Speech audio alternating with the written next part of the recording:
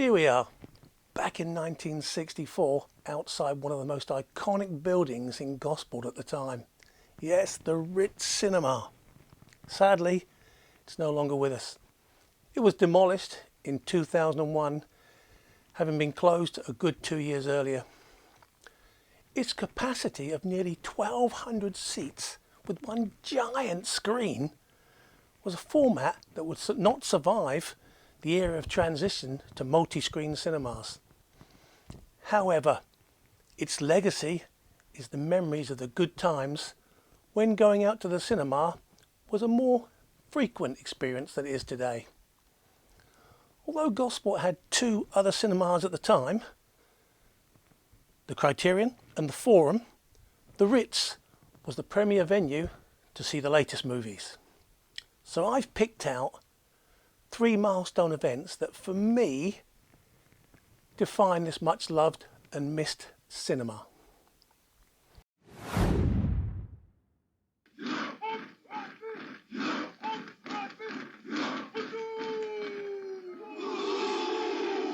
In 1964, as a wide-eyed 9-year-old, I went to the early afternoon showing of what became my favourite film of all time, Zulu. I was mesmerised by this heroic story unfolding before me on the biggest screen I'd ever seen, in full colour. The 3 TV channels we had back in those days was only black and white. 1 and 3 to get in, 7p today. I stayed in the cinema to watch it again and again, as you could in those days. Little did I know that just a stone's throw away behind me from where I was sitting, the actual soldiers depicted in the film were stationed in St George Barracks on their return from the Battle of Rorke's Drift in southern Africa, which is what the film Zulu was all about.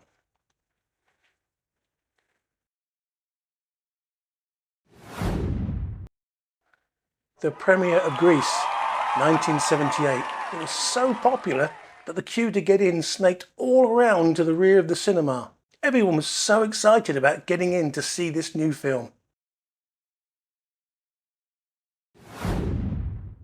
In 1993, the Ritz accommodated live acts, and in this case, the world-famous B.B. King. I always wanted to see this guy, but I never dreamt it would be in my hometown, dear old Gosport.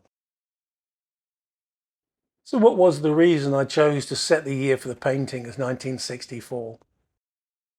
Well, the answer is, this was the last year of the old town hall, and I wanted to include it, before it was replaced by the familiar building we see there today. I felt that this older building enhanced the nostalgic feel to the scene.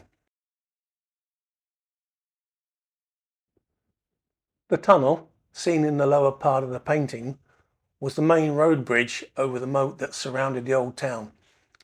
Interestingly, it's still there, buried under the existing road. When carrying out some research into this area several years ago, I met with a person who attended the grammar school behind the public library.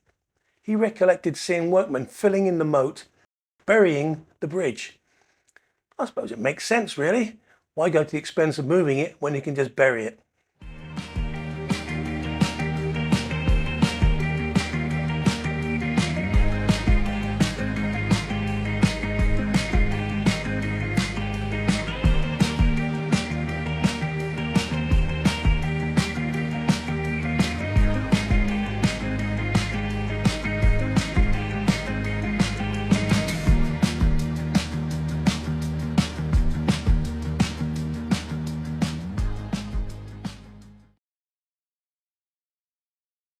The cinema opened in 1935, but was badly damaged by German bombing in 1941, and it didn't reopen until 1958.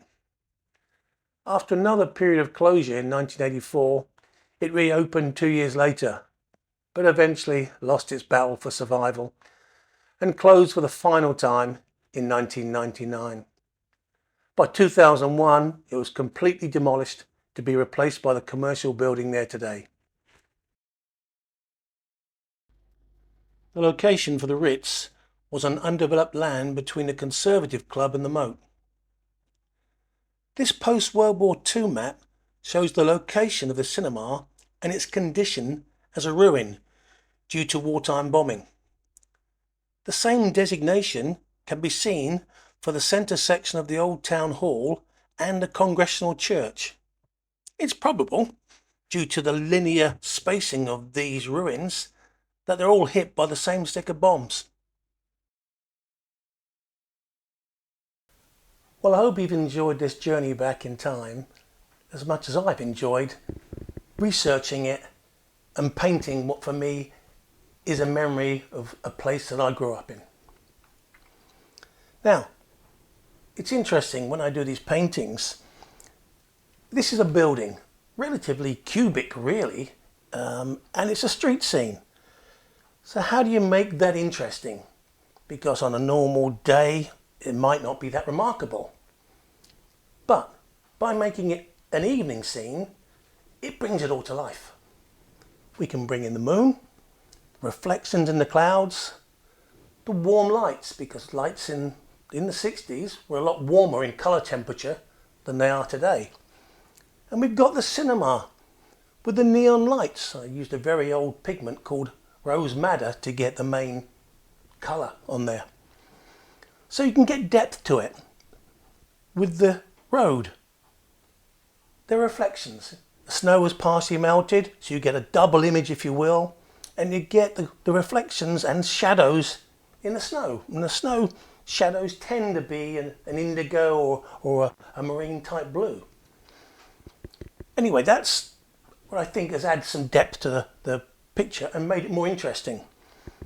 A couple of personal points. There's a number 3 bus there, the old Provincial. It's on its second stop from the ferry, heading to the Ritz. And there's my old mum and dad's ubiquitous green Morris Minor, heading on back to where we lived at the time, the Harvest Home pub. And a final point about this part here, reassuringly, it's not changed. This is the old public library. Today it houses the Gosport Museum and Art Gallery. Pretty much the same, thankfully. So we've got this old picture here showing how it was in about 1964. And I'm going to be leaving that around, and hopefully for future generations they can see just how our town looked when it was a real town to go to and enjoy life in.